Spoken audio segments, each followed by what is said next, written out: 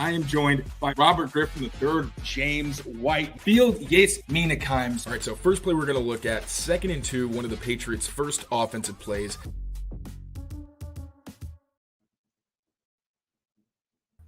What's going on, everyone? Mike Kadlick, Taylor Kyles here for CLNS Media, back with another episode of Pats Daily, our first since the the Patriots 16-10 win over the Cincinnati Bengals out in Cincinnati on Sunday. A quick reminder, we are powered by Game Time and Prize Picks. More from them later. But Taylor, Patriots beat the Bengals, and we're here for our first live film breakdown. Not only of our live first film breakdown, but one of a Patriots win. So you are our film guru. You're our guy. I'm going to give as much insight and knowledge as possible. But you went through, I watched some of the film. You went through and watched all of it, snap for snap. So before we dive into the 4 kind of make or break aspects of this game that allowed the Patriots to win, we're going to break them down each kind of individually. But first, overarching thoughts after a second time through, seeing the All-22, seeing how the Patriots played. What is your, what are your main takeaways from seeing it again? I think the biggest takeaway is that the Patriots culture is still alive and well in terms of the kind of football they want to play. They want to be physical. They want to punch you in the mouth. They want to win with great defense, a strong run game, and complementary special teams, 3-phase win. Now, a great passing attack would obviously be helpful, but as we saw throughout the summer, it's probably going to take some time for, Jacoby Brissett to get chemistry, let alone whenever Drake May gets in there, as talented as he is, there's still going to be some growing pains. But, I loved what I saw from the defense. There were things to improve, and we'll get into that. But the physicality they played with, the versatility they showed, it's enough. This defense being together for as long as it has for the past 2 years allowed it to start from ahead. Like, remember when they first got Stephon Gilmore and they basically were forced to play soft zones because they just didn't have the chemistry to play as much man coverage as they want? This is a group that, for the most part, has been together for a long time. So they can basically start at like a 300 level course rather than like 101. Obviously, you got Christian Gonzalez and Marcus Jones who are in there, and they haven't had a ton of professional snaps under their belt. But DeMarcus Covington, I asked him about that, and he mentioned their intelligence, the versatility that they already have, and their ability to move around the formation and handle a lot of different assignments that you don't typically see from cornerbacks, like Marcus Jones playing safety with Mike Gesicki in the game, or Christian Gonzalez going into the slot against Jamar Chase, but actually playing more, different types of cover 2 techniques that, once again, aren't really normal for a cornerback. Offensively, obviously, the story was the ground game, and I'm excited to get into that. But Rhamondre Stevenson is who we thought he was. He's a freaking beast. The offensive line, they've gotten a lot of crap this summer, and, they didn't even get a ton of credit for this performance with some people because Rhamondre got like 98% of his yards after contact, but we'll show in this film breakdown that was a bit deceiving. The offensive line was able to do its job. Then with the passing attack, Jacoby Brissett, I think that after watching the tape, I was more encouraged by his performance. Really, you just want Jacoby to be a facilitator and a point guard, But he wasn't just that. He was someone who made plays and was able to improvise during this game and really help the Patriots stay on schedule. They weren't behind the sticks very often, which is a testament to the ground game and Jacoby Brissett's decision-making. But at the same time, Jacoby can still do things better. He had the turnover-worthy play, another thing we'll break down. Plenty of things to improve on, but then special teams. We don't have any special teams in this episode, unfortunately, but you can go all over Twitter and see Brendan Schooler's success. 22 miles per hour, fastest max speed for anybody in week 1, according to Next Gen Stats. Joe Cardona forcing the fumble. Exactly, Joe Cardona forcing the fumble. Bryce Behringer with some great punts that helped Brendan Schooler and his guys get downfield. Complementary effort, the kind of thing you want to see from a team under new leadership. I was extremely encouraged, but obviously, as David Andrews said in his podcast with Brian Hoyer, there's a lot of little things they can fix that would encourage you a little bit more. Red zone success, they made 4 trips, only scored 1 touchdown. That has to improve because then you're talking about 28 points as opposed to the 16, which doesn't look great on paper. But I liked what I saw. Still a lot of work to do, though. Absolutely. All right, well, you mentioned it, so let's get right into it. First and foremost, before we start, first trial run, film breakdown, screen sharing, not together, remote. So please bear with us with technical difficulties. We're going to get through this as seamless as possible. But if you are an avid watcher of Patriots Daily, we're no stranger to some technical difficulties. So again, bear with us. We're live, but we're going to have some fun. So Week 1 for everyone. Week 1 for exactly. Week 1 for everyone. You mentioned it, though. Rhamondre Stevenson was frankly the reason why this offense had the success that they had on Sunday. Goes for 25 carries, 120 yards, and they basically ran the entire offense through him. Now, everyone thinks Alex Van Pelt Kevin Stefanski, West Coast system, outside zone scheme, all those, all the new age offensive buzzwords, but they didn't really do that. They ran a lot of duo, as opposed to outside zone that they tried a little bit in training camp, but even Rhamondre Stevenson said no, we ran duo and we wanted to run duo. So break it down for us. First and foremost, what is duo compared to outside zone? What's the difference? How did the Patriots do it, and how did they succeed with it against Cincinnati on Sunday? Yeah, so first and foremost, the reason that outside zone is so important in this offense is that the West Coast system likes to move the pocket. They don't want to make it easy on defenses, and one of the best ways to nullify a pass rush is to move one way. So they have to move sideline to sideline, which makes it hard to get upfield and get into the backfield. But at the same time, that also starts misdirection, where you have them thinking you're going one way and you go another. It's why Sean McVay, Kyle Shanahan, all those guys are running it with so much success, and then Mike McDaniel as well. And what makes it so confusing, because if you're downhill, there's not a ton of ways you can really trick the defense. That's a very literally straightforward approach. So outside zone is trying to get you to move sideline to sideline to create cutback lanes or get you to bounce outside. And it can be tougher for defenders because if their gap integrity isn't sound, then those lanes open up and you're in space and you're off to the races. Plus, defenders moving sideways makes it harder for you to tackle as opposed to getting right downhill and having a better chance at scoring a guy up. Now, duo is described as basically power without a puller, which means that you're trying to get as many double teams as possible, but instead of having a pulling guard who goes to the second level and takes on a linebacker, the running back is responsible for the linebacker. So What you want to do is read him and either get him to suck down into the middle and then bounce the run, or if he decides to commit to one gap and you find another opening, you go towards the opening, which Rhamondre Stevenson's great at. He has very good vision, and you can exploit the crease in the defense. The reason that duo is better suited for the Patriots is you have big guys like Mike Nwenu, like Layden Robinson, like David Andrews. These guys, I think, with more time, will be better in that outside zone scheme because it's so reliant on chemistry. But duo has been a staple run for the Patriots since Rhamondre Stevenson was drafted. And I think, as you saw in the game, the outside zone scheme, not quite there yet. But the gap schemes, when they're going straight ahead, running downhill behind Big Mike and all those massive bodies, that's where these guys have success. And Rhamondre Stevenson, between his vision, his contact balance, and his burst, does an excellent job at creating big plays out of duo, which for a lot of offenses is really just a short yardage play because you're trying to get movement and get 2 yards. But as we'll see with Rhamondre, he was able to get multiple explosive gains, and eventually clinch the game with his efforts. So I'm excited to dive into this one. Yeah, let's do it. Let's go with play one right here, which looks to me. Yep, Taylor's going to pull it up. We have Caden Wallace in the formation, comes in as an eligible receiver, but they obviously just add him along the line of scrimmage, and Taylor can kind of break it down for you. But basically, Jalen Polk comes in motion. They get hat on a hat, and Rhamondre ends up one-on-one with a cornerback. Honestly, I should have played it when you were describing it, just so people can for it. So in this jumbo package, the Patriots were not shy. They used this with Caden Wallace 18 times, ran the ball on all but one of those snaps. Heavy personnel where the defense knew exactly what was coming and still couldn't stop it. As you saw, big run right there. So we're going to break this down real quick. As you saw, Jalen Polk goes in motion. Like I mentioned with duo, the objective is to get as many double teams as possible. What the Bengals did on some plays was try to blitz to take away those double teams and create more one-on-one matchups. So you're going to see that here, and you're going to – I actually have a spotlight. You're going to see that right here. So just how the blocking is going to actually work. Because of those blitzes, you're going to get Hunter Henry climbing up to the second level, Caden Wallace digging out this defensive end. I think that's Sam Hubbard. Then you're going to get Mike Nwenu on the play side defensive tackle. Layden Robinson and David Andrews are actually both going to end up taking on the blitzing linebacker. Then you're going to get Michael Jordan on the backside tackle and Chukso Okorafor on the left side kicking out Trey Hendrickson. Rhamondre Stevenson is going downhill, but he's going to read that the middle is really gummed up and he's going to bounce this run. But here's the special thing about Rhamondre Stevenson's game. There's different ways that you can bounce runs. You can either get all the way outside of a defender, you can try to set them up, or you can just try to get skinny through the hole and force a missed tackle.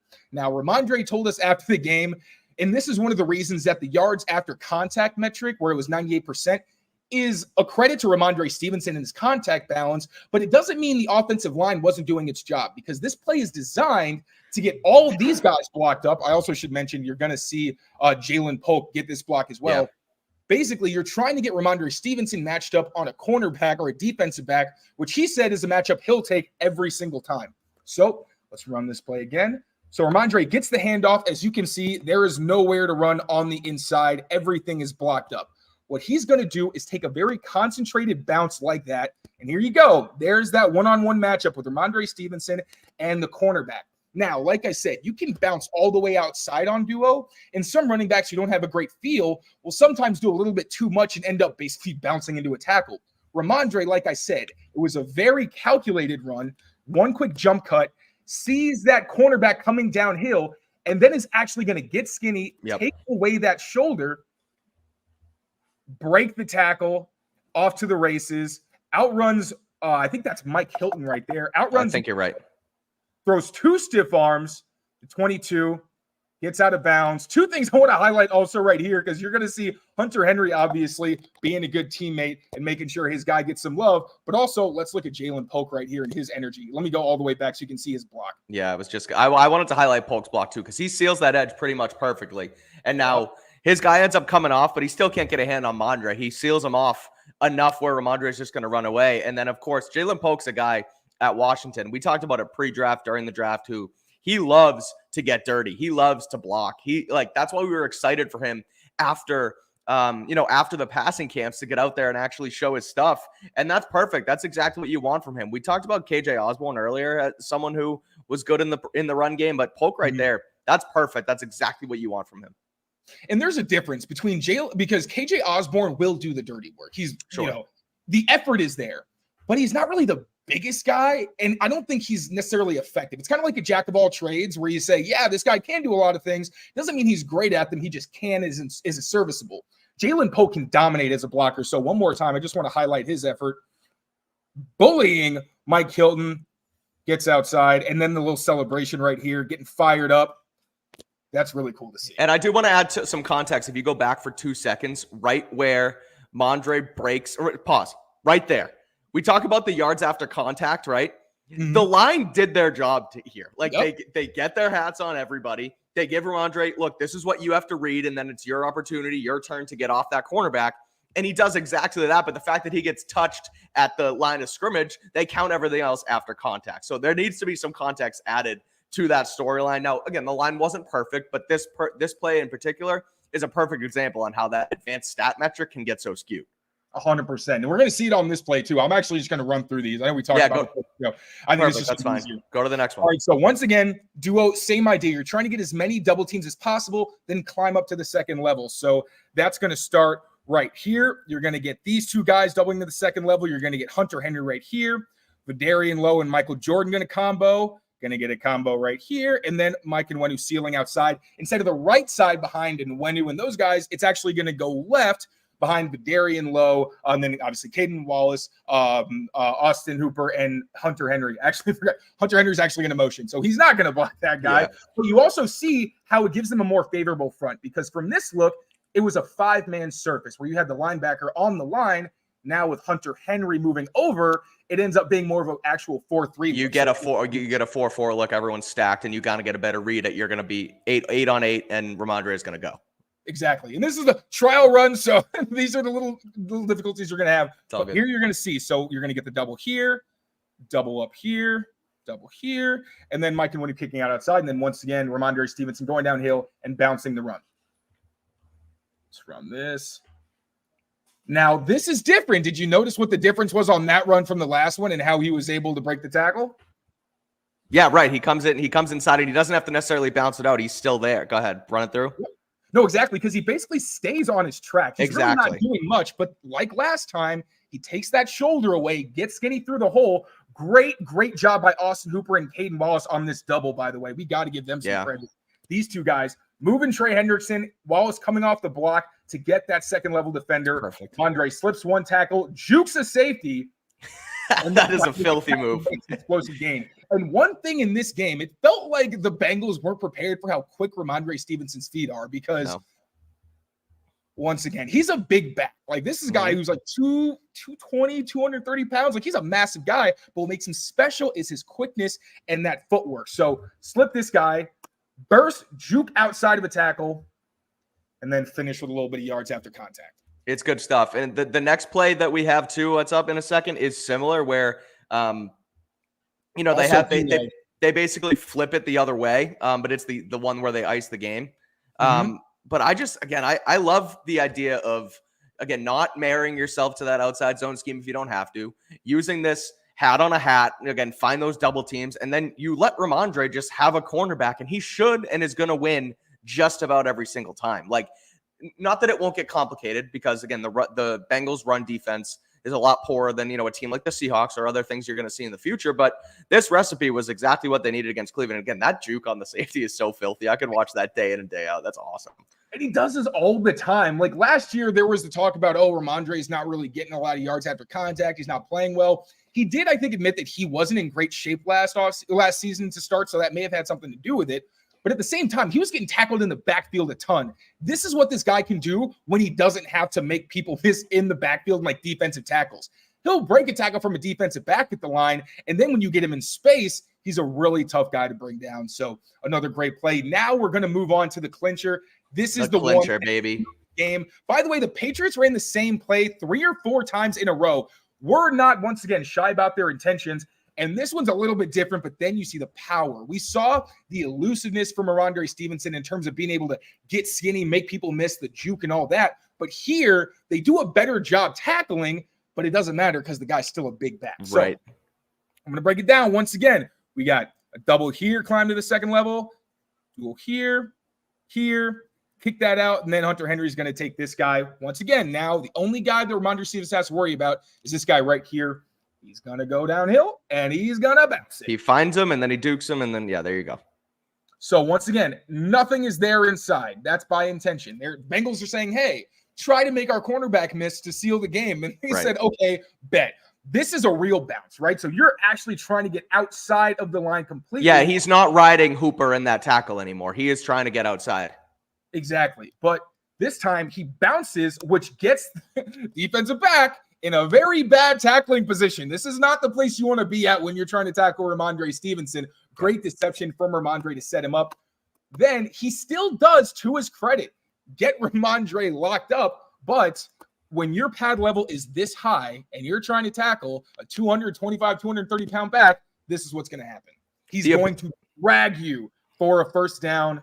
And then let's see some of the celebrations too. I want it. Okay, that was going to be my want to rewatch, and I want to watch David Andrews, and I want to watch Jacoby, because as soon as Jacoby hands the ball off, he basically follows Rhamondre to the first down marker.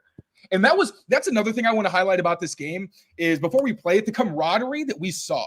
Mm-hmm. This looks like a team that's been together for a long time, that really cares about each other and that knows who they are. Every single time I saw Rhamondre Stevenson get tackled in bounds, there was someone making an effort, not just being there, but running over to pick him up.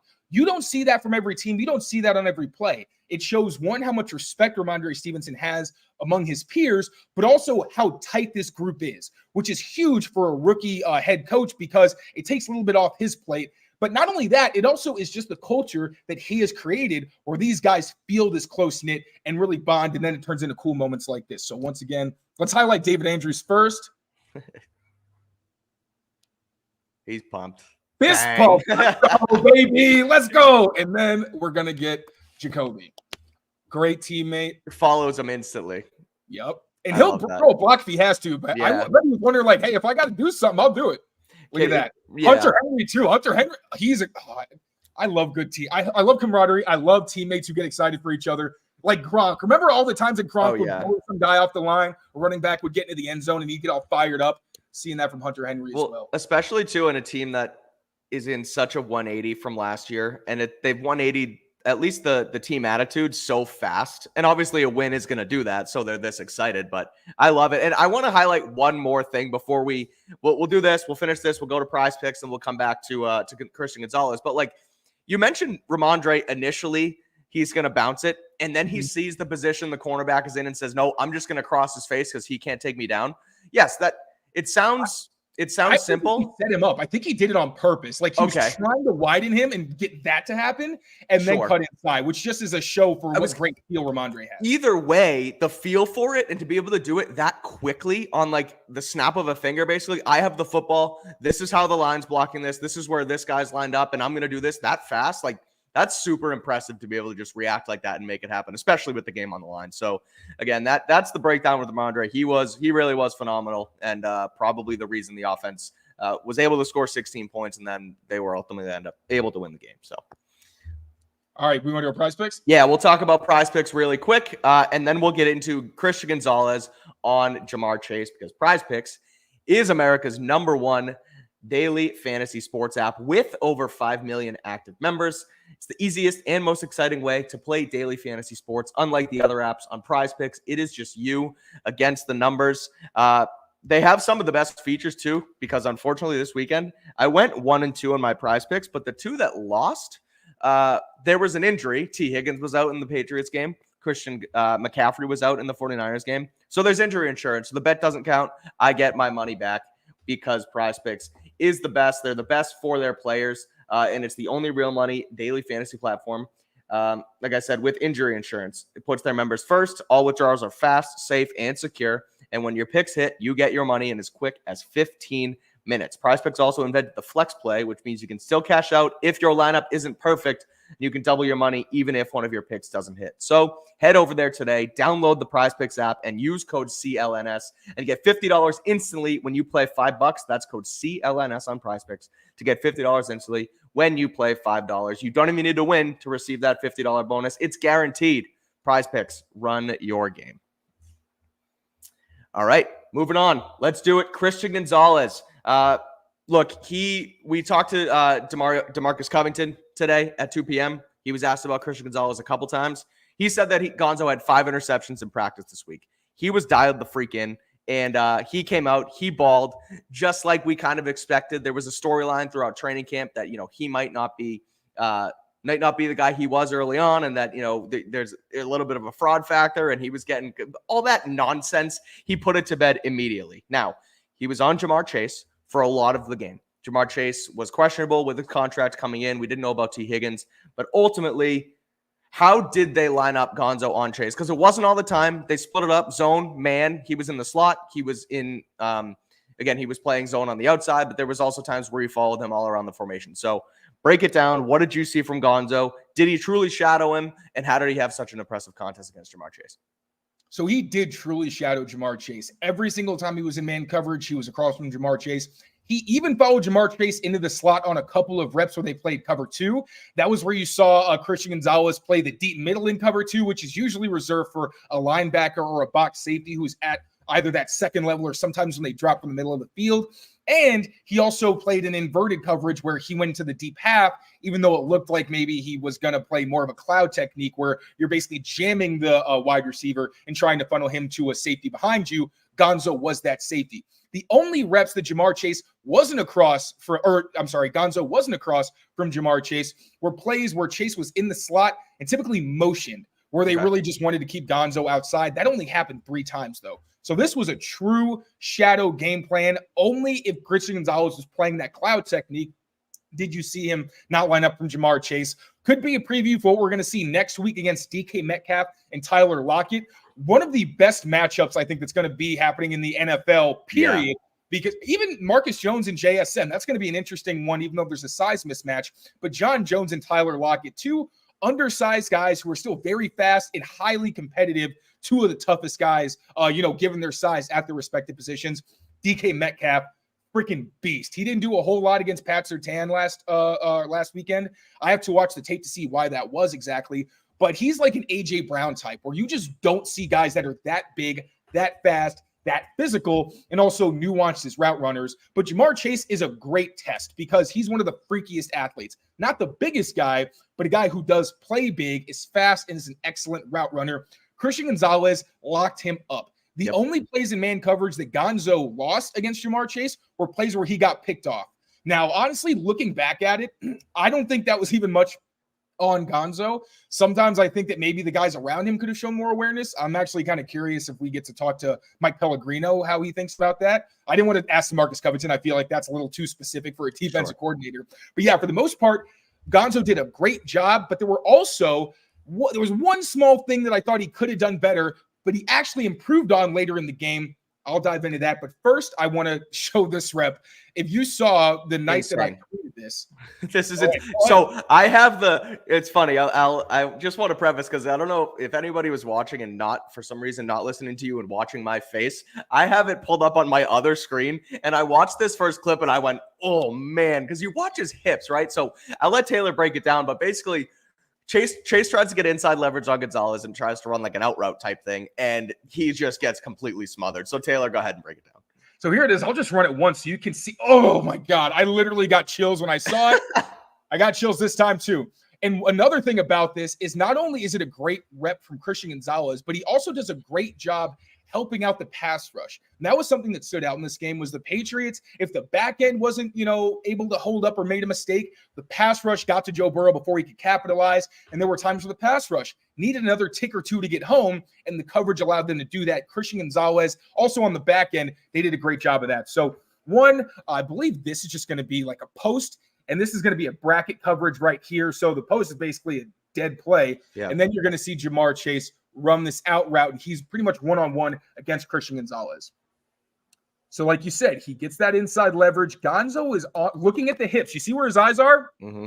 That's what the great corners do. You look at the hips, because if you're looking at the head fakes can completely throw you off. But with hips, it's not foolproof. The wide receivers that have really slippery hips, that's what makes them scary, is they can flip one way and then go the other, and it's seamless. Right. Ja'Marr Chase is one of those guys, but so is Christian Gonzalez. So once again, right on the hip, looking at his hips, and then Christian Gonzalez is playing his outside leverage. Ja'Marr Chase tries to cut underneath him. Gonzo does a great job using his hands to stay in phase without interference. That's insane. This is tough. He doesn't panic. He doesn't get flagged. He just uses it to make sure that he can still maintain his position. Let's see. Oh, man, this is not working out for me. All right, whatever. It's fine. There we go. Maintains position and is right on Ja'Marr Chase's hip the entire route. And then look at what happens when Joe Burrow finishes his play fake, all right? He's set with a big-ass pocket. He's got a lot of room back there. If he wants to step up, he can. Obviously, you see the rush maybe getting here, maybe getting home there. But if this is a play where Ja'Marr Chase gets open right here and gets that separation, Joe Burrow can just step up and make a throw. But there's nowhere to go with the ball. Instead, he has to scramble, and Jawan Bentley right here does a good job chasing him down and corralling him. Joe Burrow did get out of the pocket a few too many times for my liking in this game. Some reasons that were correctable, some where it's just that's what happens, but run this one more time. Great job by the coverage. You also see at the top, like I mentioned, this receiver is bracketed by these two players, so there's not a whole lot doing there. The ability for him to just, again, flip his hips like that when Chase does get under him. Like technically speaking, it's not like Gonzo was able to block him out from getting his position, but he's just right on him. You don't see this a lot in the NFL. Like there are corners that do this, but for him to seamlessly just say, oh, okay, he's going out this way. And you mentioned it too. I'm not going to panic. I just know where you are and I'm right on your ass. Like that is the good stuff. That is why this kid is going to be legit for, a long time in this league. And it's one thing to have the physical tools to do this. It's another to have the poise. And that's why when people were saying like, oh, Gonzalez has only played one game in his, or like less than 4 games in his career, and now we're anointing him this like great player. I know he won Defensive Rookie of the Month, whatever. No, going back to college, this kid does not panic. Right. Now, obviously, every player has things they could clean up. He wasn't perfect in this game, and we'll get to that. But the fact that not only is he athletically gifted enough to make plays like this, but also doesn't get flagged, knows how to use his hands to stay in position without getting in trouble, that's a huge testament to his game and why he is truly an elite cornerback, and I think is going to rise up the ranks and establish himself as a top 5 corner this season. For sure. All right, let's move on to the next one because this is a look that I don't like from this defense. I really don't like it. I'll let you play it through, but this is 3rd and short, and they have Gonzo, I think, in zone again because he's not manned up on Chase. Cover 0. It's cover 0. But he's also not like he has no help out there. So go ahead, explain it, and I'll give my opinion after. And look, you're not wrong, but that's what this is supposed to be. So Right. the Patriots only played 2 snaps of cover 0 against the Bengals. Now, that was also partially because what they would do is they would show cover 0 and then rotate to some kind of cover 2 or some other type of zone coverage to try to throw Joe Burrow off. Like Kyle Duggar and Juwan Bentley mentioned that disguising their coverages was a big part of what they wanted to do against a cerebral quarterback like Joe Burrow. But what you're seeing here, they're doing exactly what they say they're going to do. This is cover 0. They're sending the heat. The intention here is to force Joe Burrow to throw the ball quickly. You don't want him holding onto the ball and letting anybody get downfield so they can convert. And this is a 3rd and long situation. So I don't mind the play because basically, like the Patriots missed 3 tackles all game. It felt like they didn't miss a beat from last season. They were still one of the best tackling defenses in the league. And we saw that this summer because they had one of the most intense training camps, I'm sure, that happened around the entire NFL. So what DeMarcus Covington is saying here is, hey, corners, defensive backs, I'm trusting you. When Joe Burrow throws this ball, you're going to make the tackle short of the sticks. Gonzalez is fully capable of making that play. We even saw last year, I think the play that he broke up in the first game of his career, where they threw it to, I think it was Devontae Smith, and he forced the incompletion. Something like that. It was the same thing where he knew the ball had to come out. He kept his feet planted, drove on the ball, and was able to make a play. Here, he makes a slight mistake. Remember John Jones's play, the one we're all giving him credit for, the 4th and 2, where he fires downhill and makes the stop? The reason he was able to do that against a receiver who had, what was it, like 30 pounds on him or something like that? The reason he did it was because as soon as that ball was thrown, he was waiting for it, ran downhill, and had such a big head of steam that the size difference didn't make as much of an impact. Gonzo's actually a little bit bigger than Ja'Marr Chase. I think he's like an inch taller and like 5 pounds heavier or something like that. So in this situation, he has the advantage. But look what he does. There. That was all it took. He shuffles too much, right? He doesn't need to do this. He is beyond the sticks, right? So Ja'Marr Chase to be any kind of threat would not only would Burrow need time, he would have to get on Gonzo's heels. Oh, I'm sorry. I'm doing it. I was highlighting on the wrong screen. That's hilarious. But what happens is instead of just staying on his heels and making this tackle, he does take those 2 steps back. And look at what it does.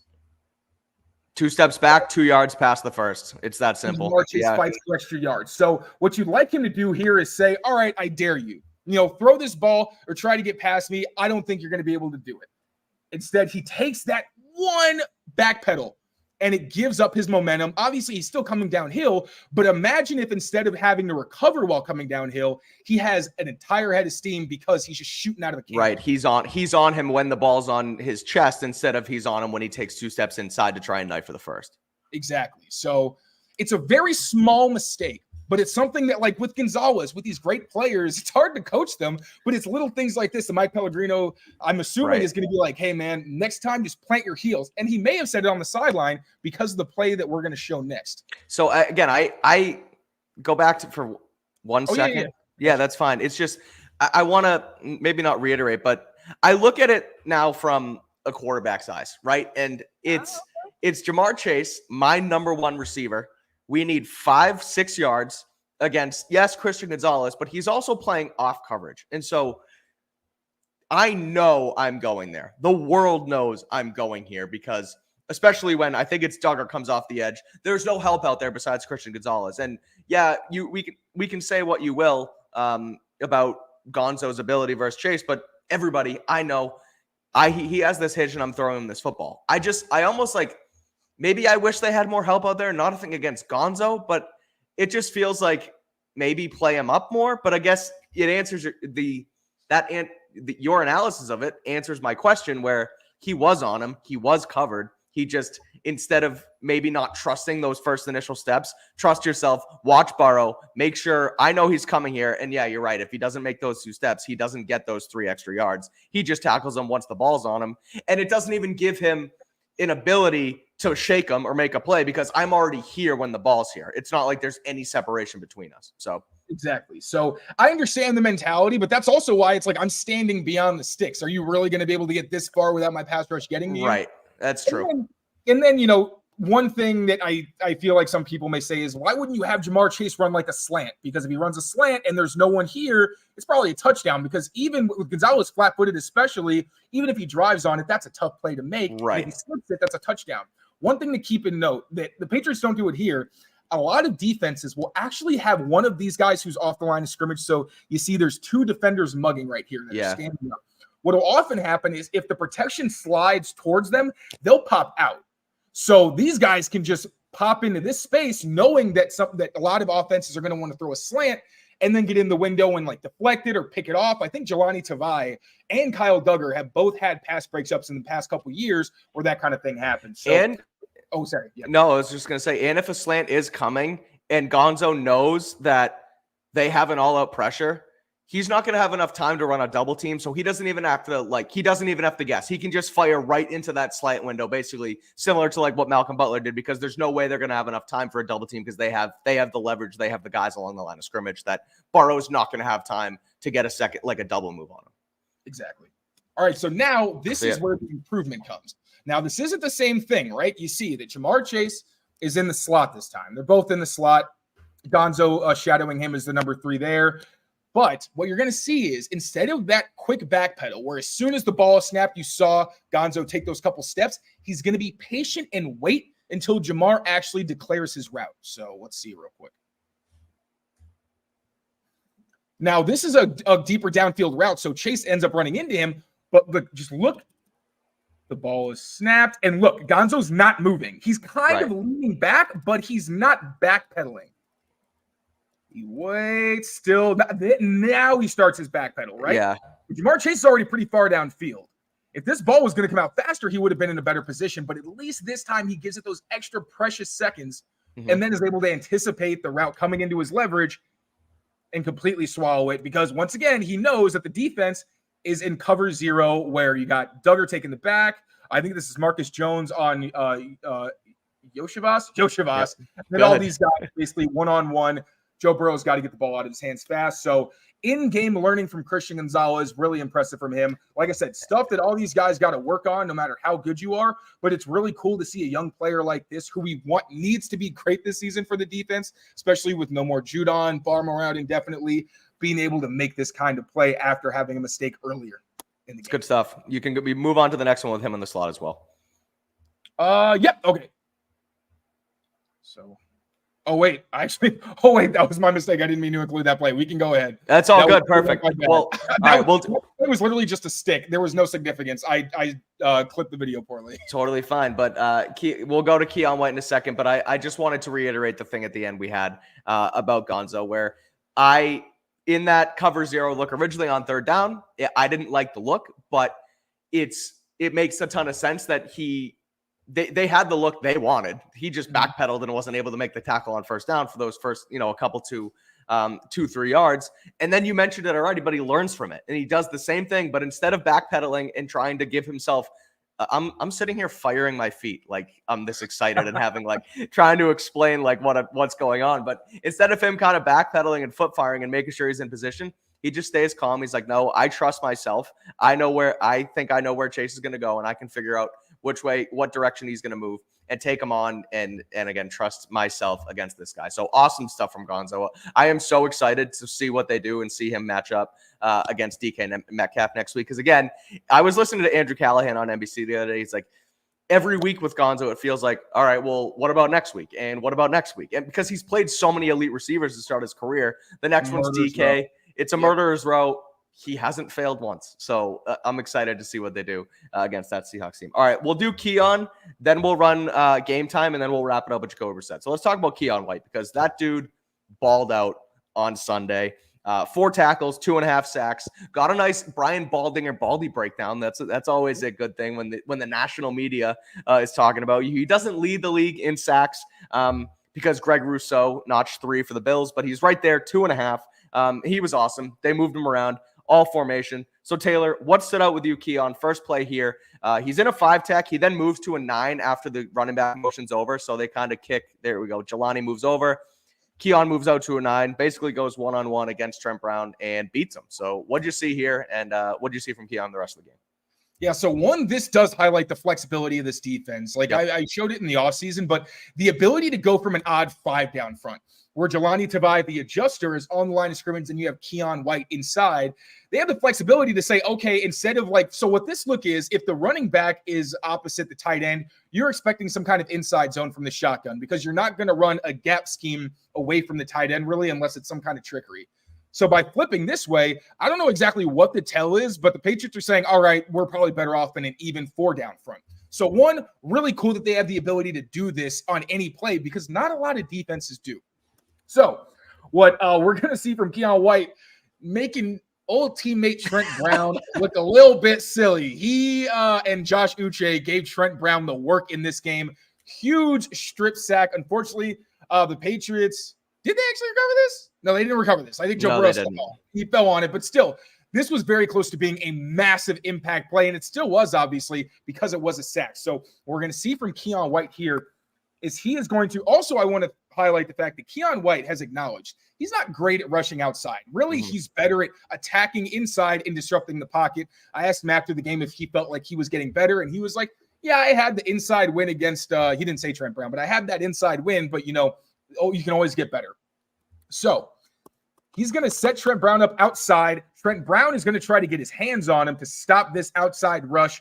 Basically, if Keion was trying to get around the edge, Trent Brown, not great position, as you can see. This is not ideal. You want to be a little bit more upright and balanced. And now you see the Trent Brown's lunging, but still, if Keion White had gone around the edge, he could have at least gotten his hands around White to try to move him around the pocket. Yeah, and then Burrow steps up and they're fine.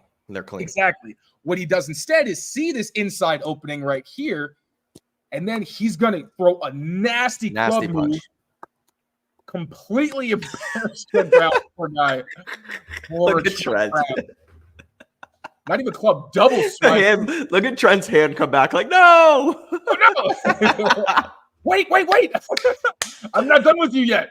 Oh, that's good stuff. You heard about our Lord and Savior Jesus Christ. Yeah. But great win from Keion White, taking advantage of that inside rush lane. Then not only getting to the quarterback, but seeing the ball and attacking the ball. Another example that Kyle Duggar talked about with his forced fumble. He said, DeMarcus Covington, we heard from Armand Watts when he was on the team this spring, he talked about how DeMarcus Covington wanted more sacks and he wanted more turnovers. Now that I think about it, I should have quote tweeted this play when I used that quote because it makes way more sense than Kyle Duggar's play because it's a sack and a turnover. But this is one of the emphases that they've had in practice where Gerard Mayo has said you need to attack the ball every single play, even the more routine plays. And Duggar mentioned that emphasis has helped him a lot, and it made it easier to see the opportunities where the ball is out. I think the Bengals fumbled 4 times in this game, and that was a huge testament to the Patriots having the wherewithal to be able to attack. So one more time, double swipe move to beat Trent Brown inside. See ball, get ball. Yep. Sack. Great. And I love the ability, I guess the flexibility too, to not just be a one-dimensional rusher and not just be like, I just run the outside and I run the outside that's not Keion's game anyway, but like some guys are strictly like, get myself outside this tackle as fast as I can. Where Keion is like, okay, I don't have it. Trent's in bad position. I read that, I go inside, and it's game over. So good stuff from a second-year player too to be able to do that against. Yeah, Trent Brown hasn't been great the last couple of years, but that's still a veteran presence who's played a lot of football. Oh yeah, I also think that this may have been intentional by Keion because when you see the tight end, you're probably expecting some kind of chip help. So I don't know if his plan was to get inside. We can obviously ask him that in the locker room, so we're 100% sure. But like the way that he comes off the ball, it feels like he's hesitating. Because look, he gets that's a good point. Step, then hesitates, and then gets around him. Also, good job by Anthony Jennings, by the way, on the opposite edge. One sec. Let me get my highlight tool. On the opposite edge, collapsing the pocket against Orlando Brown. Oh, yeah. Nice job there. That's a pass rush. Like that's a Jennings. Yeah. Like when he's not slanting inside, which is really where most of his pass success comes from, you want him condensing the pocket because he's a powerful guy. So really good teamwork from those two guys on the strip sack. Yep. All right. That's Keion from the outside, but there's also some plays from him. 3 tech standing right now on the next one. I like, and we're going to get to it because the next one he's in a stance, but I like the ability for them to allow him to do both. But I do have a question that I genuinely don't know the answer to. Why And what's the difference between him being hand in the ground versus standing up? Does it matter? Does it throw the defense off? Is it more comfortable for him? Why do they switch that up? Good question. Write that down. We're going to ask him this week in the locker room. Perfect. Because, I didn't know if you knew, because it's kind of, some guys do it. JJ Watt did it a lot, where he would be basically in a 0 or a 1 and still doesn't have his hand in the ground. I didn't know if it screws up the running backs, the defense, or the offense rather. So I'm curious on why they do it. But I think that when you have your hand in the dirt, because you're firing off the ball, I think it just is a more aggressive rush where obviously like the guys who have really good body control and are more nuanced, they can use that to set things up. And, it's not just a speed move or just speed to power. But when you have your hands out of the dirt, obviously your hands are more accessible. Right. So I think it's a little bit easier for you to combat guys like that. But honestly, it's a good question. One that, you think about sometimes, but you're not really sure. Like it's a comfort thing for some guys. Like some players are just much more comfortable with the hand in the dirt than they are standing up, and vice versa. So let's run this play through real quick. Another sack. And this one, there's just a whole defensive meeting in the backfield here. A lot of guys deserve credit for this snap right here. Like you got Uche winning around the edge. You got a twist here from Juwan Bentley, and Dietrich Wise gets home right there. And then Daniel Akwale basically just making sure that he's reading the quarterback and getting home there. Just devastating rep from Patriots. But specifically Keion White. So what he's going to do here is he's going to surge upfield and, again, threaten that outside shoulder of Alex Kappa. Yep. And then he's going to use that speed that he generates, turn it into power, get inside his chest, walk him back, and then finish by crashing inside. Obviously not the cleanest rep, but still, Kappa is so desperate, he actually ends up kind of throwing Keion White into his quarterback. Obviously not at all intentional, but that's what happens when you have an explosive athlete like Keion White against an interior lineman who doesn't see this kind of athletic profile very often. And this role that they used Keion White in reminded me a lot of how they used Dante Hightower, Jamie Collins, sometimes Kyle Van Noy, where you kick those guys inside to use them on line games, or you find the interior rusher that has the most trouble with atypical athletes for that position, and you basically just spam it. And this is one weakness that the Patriots clearly identified with Alex Kappa versus Keion White, because we saw this matchup a couple times. But once again, speed to power, walk him back. Everybody's doing their job. There's nowhere for Joe Burrow to go. And then Keion ends up splitting the sack with Juwan Bentley, who does a nice job occupying two blockers for a brief moment, giving Dietrich Wise a little bit of a lane in there. Collapse in the pocket. It's good stuff. And you mentioned the fact that they exploited that matchup with Alex Kappa, and on the next play we're going to watch, he actually forces a double team out of them. Zach Moss moves up from being parallel with Joe Burrow into essentially like a personal protector role and forces them to if you want to go to the next one. Sorry, I didn't know. No, you're good. That's fine. I was just say on this play. So on this play, the running back is in blitz pickup. So he sees Kyle Duggar coming downhill. Oh my God, am I doing this on the right screen? I am. Sorry, this is so confusing. I'm operating from two screens. Work in progress. I don't really know what Kyle Duggar's doing, to be honest. That's me either. It looks like, what was that? I don't know. Because he had a free rush onto Burrow right there. And I guess Moss would have gotten his way, but you think he would at least try to like put him in Burrow's lap or something. But that's a very odd rep from Kyle Duggar. Yeah. But regardless, Moss looks like he knows it too. Look, slaps his hands together. Yeah, he's like, I don't know what I was doing there. But all right, so here's the other play. Here we go. Alex Kappa. This time, instead of a stand-up, really inside linebacker type, Keion White is actually going to be more of a defensive tackle. This is a double mug front, so you're going to have Juwan Bentley and Kyle Duggar both on the inside. And the idea here is, they're going to have so they're going to use a running back as a sniffer. A sniffer is basically when you move the running back up to account for these double mug looks, because the center is going to take one person and then the running back takes the other. But what this does is create one-on-one matchups. So what you're going to see is you're going to get a one-on-one here, here, here, and here. And then I don't remember where the center goes. I think he's going to go to Duggar. Would make more sense if he goes to Bentley. I'm not sure which happens, but one of these guys is going to take one of these interior guys. So you're getting one-on-one matchups in an obvious passing situation. That's what every defense is really trying to do in third and long. But then the Patriots actually end up popping out. So they show 6. They only send 4, but the Bengals have 6 in protection, right? Yep. So this gives the Patriots a huge coverage advantage on the back end, but it doesn't even matter because Keion White is going to attack. Now, see? He splits both of them. Yep. Well, outside hesitation. Alex Kappa tries to shoot his hands. Keion White uses a club, which is when you use your hand to basically swap that elbow. You see that? Yep. Keion White's inside hand swipes the elbow. He's going to use his outside hand, Keion White, to rip through the block and finish. Then the running back's like, oh, shit, I should probably help out here because I have nobody to block. But Keion White says, nah, buddy, sorry, too late. I'm flushing your quarterback. Now, this is not an effective play because I'm not sure if Josh Uche thought that Keion was going to go around and he was going to loop inside. It looks like that's what he's anticipating. But at the same time, Josh Uche did have a bit of a problem last season where he would kind of crash inside or go too far upfield and give quarterbacks that lane. Line games were pretty effective for the Patriots, but chemistry is huge on those because if you mess it up, you have two guys going in the same gap or the same direction, and then you have a wide open lane. And obviously, Joe Burrow exploits that here. This drive ended up with Kyle Duggar's forced fumble, so it didn't cost the Patriots. But obviously on this play, he's able to get outside the pocket because Joshua Uche crashed inside and deliver a throw off schedule. But again, those are three straight examples of, and I'll play it one more time, Keion White showing his versatility once as that true stand-up outside linebacker type like a Matthew Judon.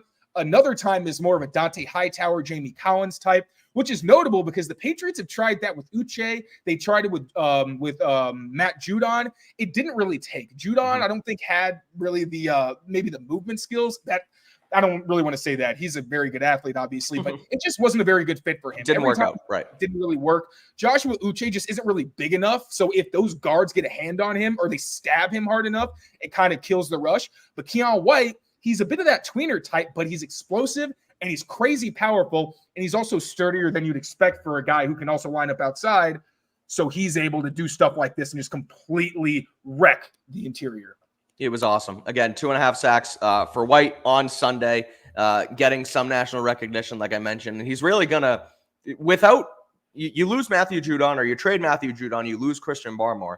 You lose a ton of pass rush flexibility, both inside and outside. And the fact that he can do both so efficiently and really wreak havoc on one of the better offenses, at least we thought, in football, and make Joe Burrow's life hell in that backfield. An awesome start to this season. Really, two guys, Christian Gonzalez and Keion White on the defense. Second-year leaps, sophomore season, balled out on Sunday. Great start of the season for those guys. So we're going to wrap this. Also credit to him. Gerard Mayo mentioned it in the spring. It's not really news to us, but DeMarcus Covington reiterated that he is stepping up as a leader as well. And he's someone they were like, hey, he needs to take that leap, like you mentioned. So not only the fact that he's doing it on the field, but for a guy who is he's quiet to us. And I think he's a quiet personality, but at the same time, he's also a guy who clearly is willing to step up and speak up when he feels he needs to, especially with all the young guys that are on this defense. That's huge. So I wanted to give him a shout out there as well, doing it on and off the field. Absolutely. Great stuff. Covington talked about it. They wanted to be a leader this season, communicate as well, right on the field and stuff like that. So he's really, he's doing it so far. So good stuff from Keion. We're going to wrap up with a Jacoby Brissett breakdown in just a second. But first I want to talk about our friends over at Game Time, because football is back. The Patriots are 1-0. And right now, you can get into Gillette Stadium next Sunday against the Seahawks for as little as just $108 on the Game Time app. The app is super easy to use. Head over there today, right now. You can get great deals, super deals, amazing deals. That's what they're called, right on the app. They also have Game Time picks that makes getting these tickets to see your favorite teams play live even easier. The feature filters out the fluff and shows you only the incredible deals on great seats, so you don't have to waste time searching through thousands of tickets on the app. You can also customize your spot on the app. And again, it's an app feature that's super simple and easy. You can find your seat, and you can look at the seat view. Not every single ticketing app does that, but Game Time does. So head over there today on the Game Time app. Take the guesswork out of buying concert tickets, any tickets with Game Time. Download the app, create an account, use code CLNS for $20 off your first purchase. Again, terms apply. Create an account, redeem code CLNS for $20 off. Download Game Time today. Last minute tickets, lowest price, guaranteed. All right, that's Game Time. Now we're going to wrap it up with the quarterback, Taylor Kyles. Jacoby Brissett comes out here, plays an okay game for the Patriots. We've talked about, I think he went 15 for 24, under 100 yards, no touchdowns, but no interceptions.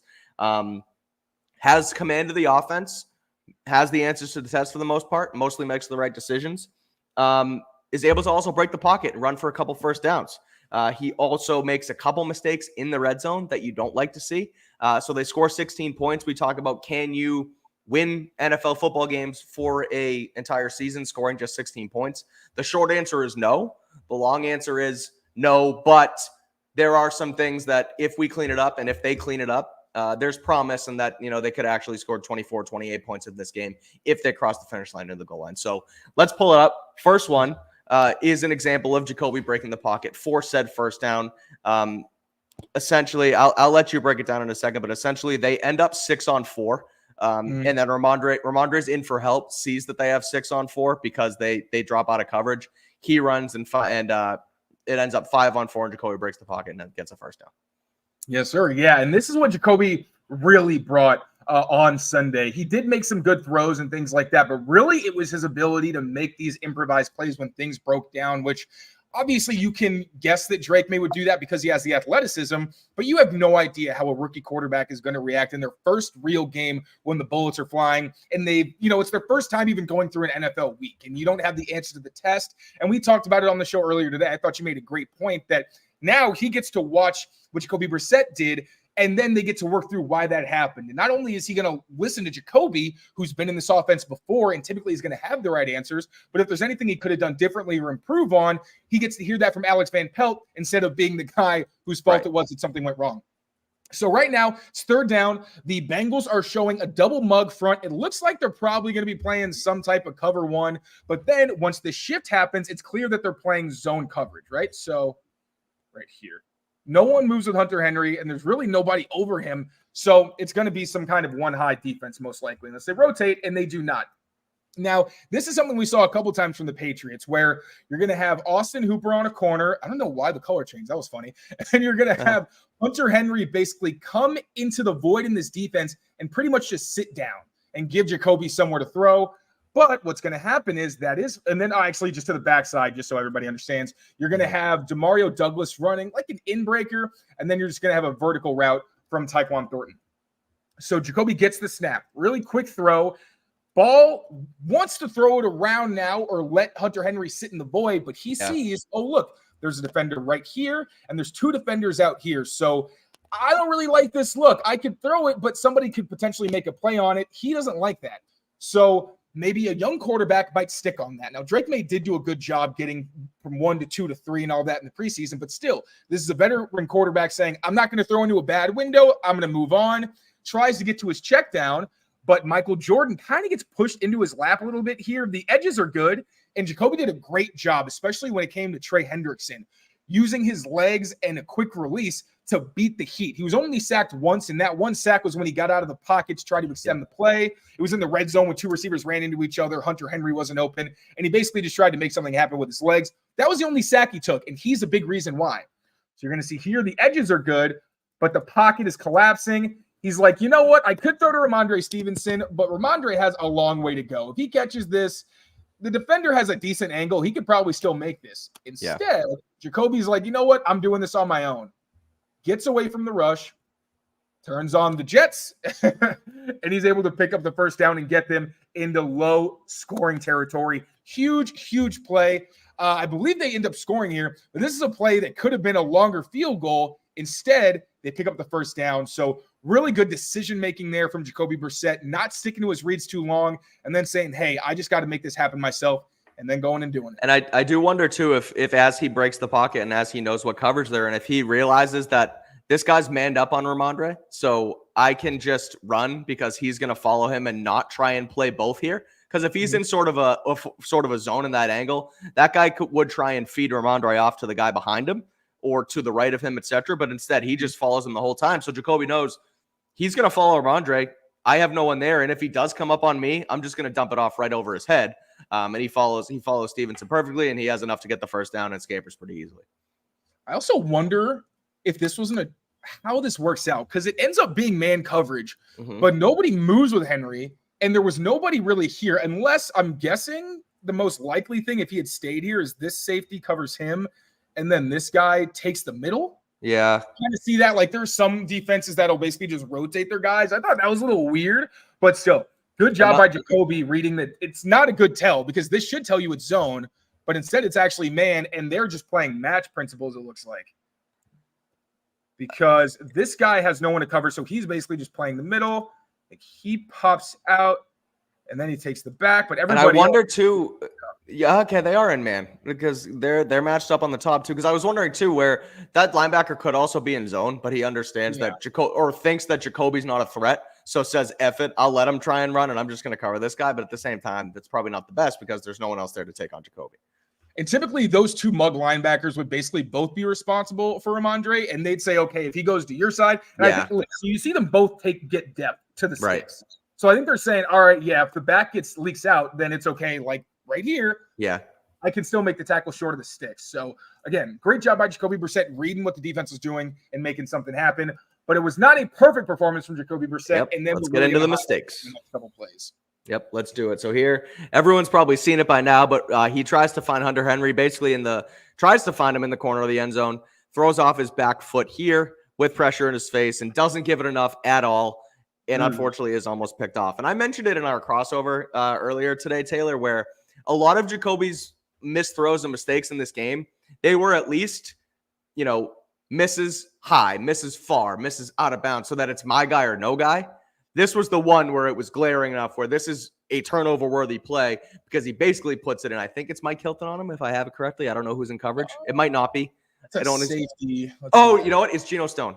It's Geno Stone. Geno Stone. It was Geno Stone, and he puts it basically in both of their hands, and Stone could have easily came down with this as an interception.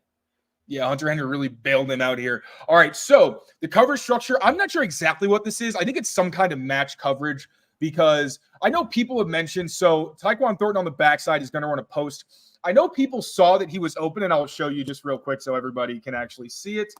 So Tyquan is able to kind of threaten outside and then get some separation, but Jacoby pre-snap is seeing, all right, so this safety is over Tyquan, and this cornerback is over Tyquan, and we're in a 3-by-1 formation. Tyquan's the only guy on this side of the field.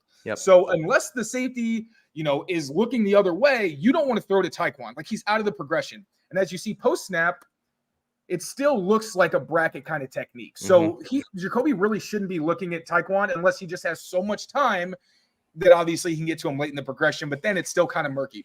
But what we're going to see on this side of the field is a levels concept where you're going to get like a whip in here, a whip in here. These two defensive backs are pretty much going to play a technique that's very similar to man coverage, which is going to create a lot of space over here. That's going to leave Hunter Henry, who's running a corner route, against a safety with inside leverage, and then you have this linebacker who's basically they're high-lowing him. They both have inside leverage, but they're playing it where if Hunter Henry breaks over the middle, the linebacker takes him. If he breaks deep inside, then the safety takes him. Jacoby is actually making is it? Yeah. Is it outside leverage? Let me see. It's hard to tell. It is a little bit outside leverage, maybe, actually. I think it is outside leverage. So from the safety? Yeah, it's like, looks like he's just outside. You know what I mean?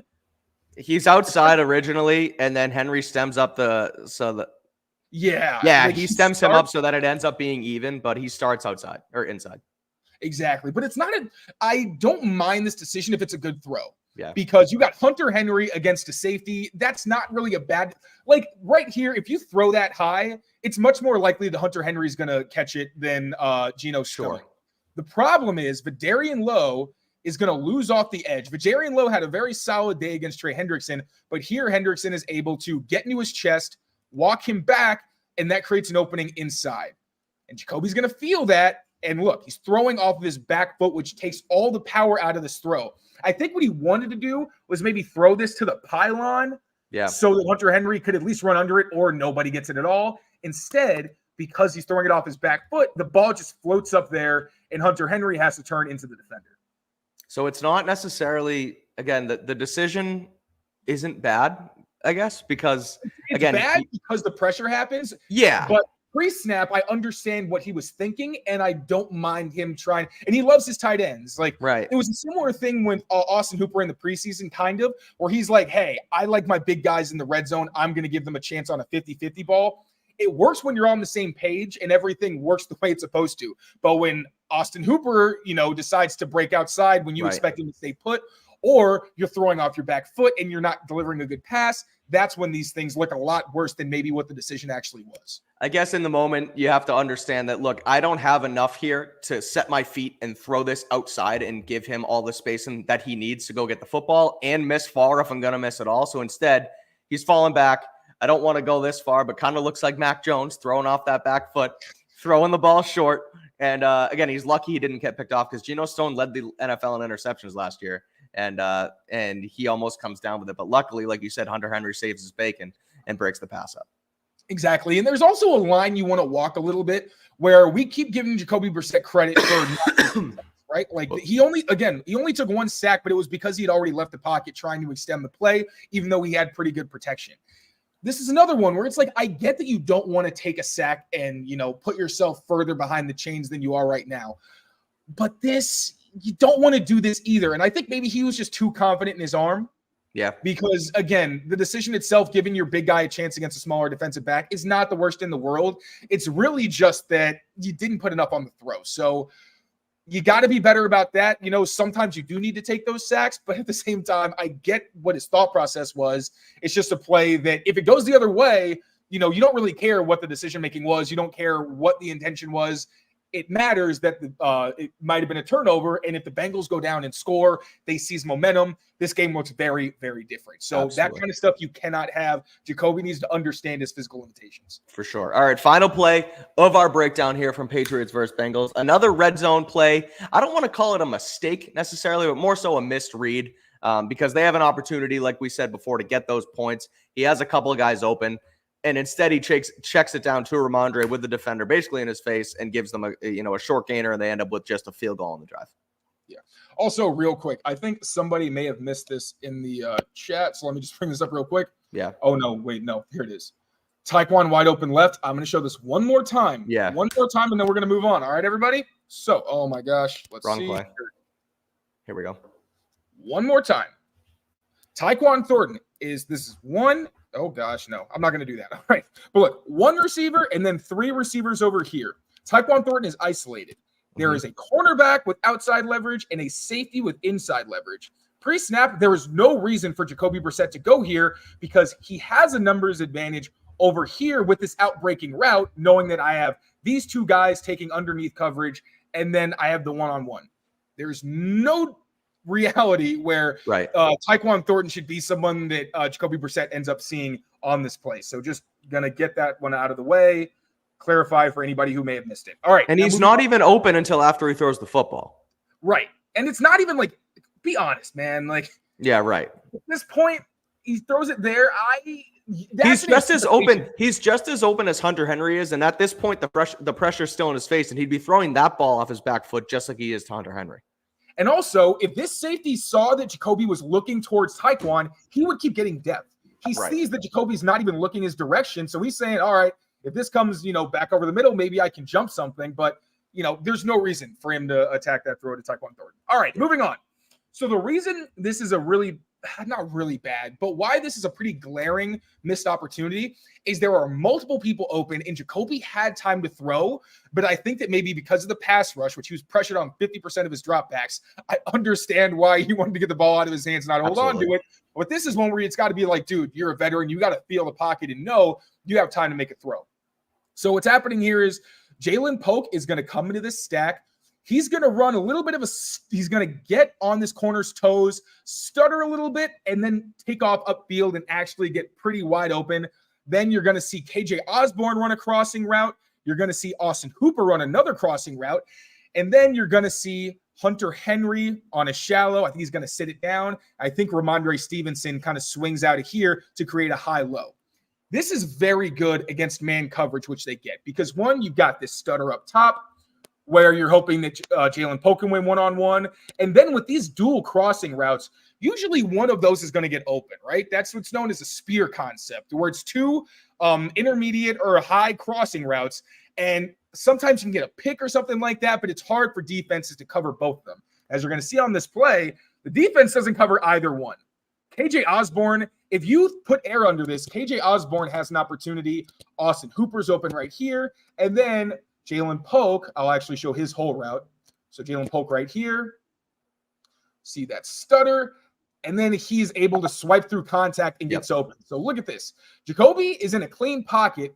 Okay, this may be an anticipation throw, right? So if he wants to get the ball out right now, maybe don't go to Polk. You can go to Austin Hooper. You can at least put air under this to get it to KJ Osborne, or just hold the ball for another tick. You have time in the pocket. Instead, what drop is this? So 1, 2, 3. So then no hitch. Does a good job just standing in the pocket, but he throws it short to Rhamondre Stevenson, who really doesn't have a good chance of converting this, and he's immediately tackled. Now, again, he's trying to protect the ball. That's my thing. Against the rush. They go into this game with that game plan, with that in the back of their mind all week long. Churn the football out. Don't make mistakes. Let our defense win this game for us. So on one hand, I can see, like, especially after, you have pressure in your face all day. You try and make a play to Hunter Henry earlier in the red zone, it almost gets picked off. So now it's like, do I really want to risk trucking one up in the end zone again, or do I just play it safe? But that's what's tough about the protection too, Taylor, is like, the protection holds up every once in a while, but it can always kind of throw you off, and it can speed up your internal clock, even from game to game. You can go into a game thinking, okay, we have it today. And once one or two guys come free at you, your drop back's messed up. That's going to be in your head for the rest of the game. So again, he should have the confidence, but at the same time, I understand why he makes this decision. 100%. And then, I'll run it one more time just so we can see, but you get him wanting to be on time and not hold on to the ball. I also understand him not going downfield as much as maybe we wanted him to, because this was a game that was more about making sure you don't make mistakes. And like you said, let your defense win, let your special teams make plays, and take the points that are available to you. But at the same time, next week, you'd like to see him, when he gets protection, capitalize on it. And when guys get open downfield, capitalize on that. Like, one of the only deep throw he had was the one to Tyquan Thornton, and people got mad at him because it was uncatchable. But at the same time, Tyquan didn't have a lot of separation, and he didn't have separation when Jacoby threw the ball. So the way I saw that was he's saying, hey, either my guy can run under it and get it, or nobody's getting it. And I'm okay with that decision. I don't really mind that. Jalen Polk was open on the other side. But again, you're trying to get the ball out. You don't really want to hold on to it and potentially take a sack. So you get where Jacoby Brissett's head is at on these plays. But you just got to make sure that you capitalize on the opportunities that are there, because you cannot win games by going 1 for 4 in the red zone, especially against some of the better teams that they're going to be facing. Absolutely. Well, Taylor, this was fun. We did it. We went through, there was little to pretty much no technical difficulties. We went through basically all of our film breakdown that we wanted to, and it was a success. We're going to try and add some wrinkles to this as we go on, learn from our mistakes, make this a better production for you all. Maybe some sort of in-person thing together, me and Taylor in the studio. I'm not going to spoil all of it. We'll see what happens. We're going to try and make it work. But for everyone who joined today, thank you so much for checking it out. Patriots beat the Bengals on Sunday, 16-10. And we just broke it down for you as best as we could. So we're going to do this every week. Every Tuesday, we're going to take a look at the film. We're going to grab a couple highlight players, a couple highlight plays, and talk about what difference they made in a win or what could have been improved in a loss. So again, Taylor, good stuff today. That was fun. I think it was pretty insightful. That was enjoyable for me. Sometimes I'm going to a podcast. I'm like, all right, let's go. Let's get this done. But this was exciting. It didn't feel like an hour and 12 minutes. So it's good to talk some ball. Yeah, I was nervous as hell to start this. I was not looking forward to it, but this was fun. Dude, you were obviously a great help. I love you. And all of you watching, we got up to 1,200, almost 1,300. Oh, yeah. Really, really appreciate it, because when we do these really in-depth film dives, like, it does take time. It's not super easy. It's not very comfortable for me. I'm still very much getting the hang of it. So really, I want to appreciate you guys for being supportive in the comments. I saw what you were saying, gave me some extra motivation and made me feel good. I will try to get better for you. I will try to cut down on the self-consciousness and all that and be a little less going. But this really was a lot of fun, and I appreciate all of you. Thank you. We'll do it next. Yep, we'll do it next week, and we'll be here on Pat's Daily pretty much every day throughout the rest of the week too, as the Patriots now shift gears. We shift gears from Bengals to the Seahawks. Obviously, the Patriots do as well. So we'll be back tomorrow with a mailbag here on Patriots Daily. We'll tweet out for your questions at some point tomorrow. I'll be back Thursday with a game preview, Friday with our opponent preview, the whole thing. That's going to be our schedule for the rest of the season. So again, thank you for watching. We appreciate it. We'll be back tomorrow. And until next time, take care of yourselves, take care of each other, and we will talk to you soon. Peace out, y'all.